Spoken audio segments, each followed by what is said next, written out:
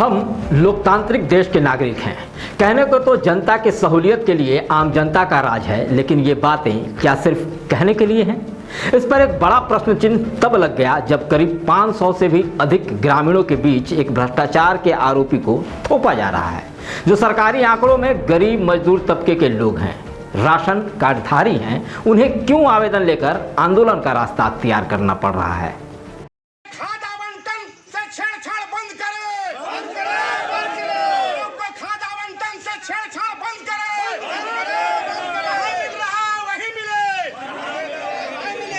लोकतंत्र में ये नारेबाजी आम है, और वो भी जन वितरण प्रणाली के डीलर के खिलाफ तो बिल्कुल भी आम। लेकिन इस नारेबाजी में खास ये है कि ये सभी ग्रामीण एक राशन डीलर के विपक्ष में तो दूसरे के पक्ष में गोलबंद हुए हैं और अपने राशन का उठाव कहीं और नहीं जाने देना चाहते।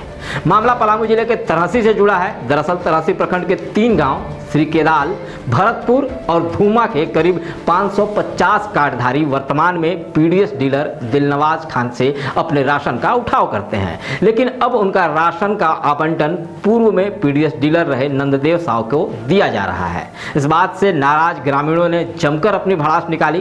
ग्रामीणों की माने तो पूर्व में तीनों गाँव के सभी कार्डधारी नंददेव साव से ही राशन का उठाव करते थे, लेकिन उस दौरान उन्हें राशन कम मिलने समेत व्यावहारिक तौर पर भी बदतमीजी का सामना करना पड़ता था।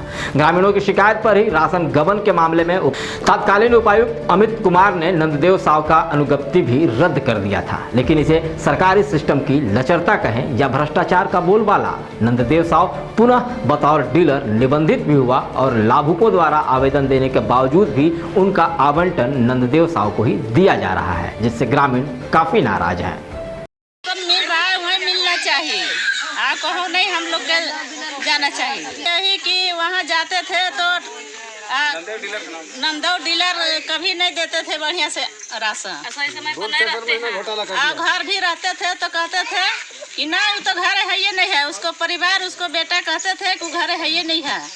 नंददेव डीलर घोटाला कर दिया है राशन, इसीलिए हम लोग नहीं चाहते हैं। वो डीलर से हमको मतलब नहीं है, हमारा पुराना डीलर चाहिए, यही जहाँ मिल रहा है।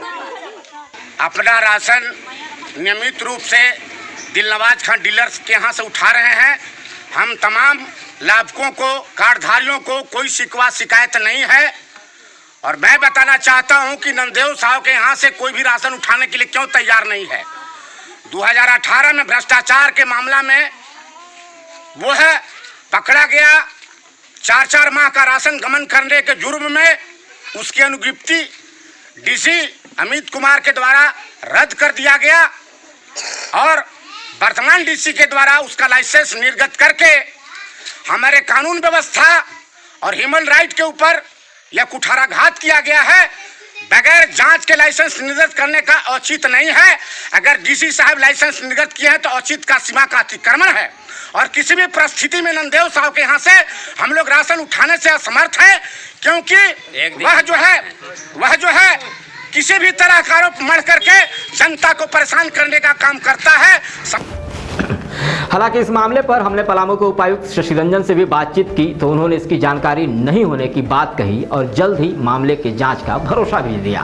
खाद्य आपूर्ति पदाधिकारी से भी हमने विभागीय पक्ष जानने की कोशिश की कि आखिर कैसे ये संभव है, लेकिन उनके बाहर होने की वजह से हमें विभाग का पक्ष भी नहीं मिल सका। लेकिन जनता की ओर से जिले के कर्ता धर्ता से ये सवाल हम जरूर पूछेंगे और आपको बताएंगे भी कि धरातल पर जाँच किए बिना, सच्चाई को जाने बिना आखिर क्यों और कैसे ये संभव होता है। आप देखते रहिए पलामू का विश्वसनीय और निष्पक्ष आवाज कैपिटल न्यूज।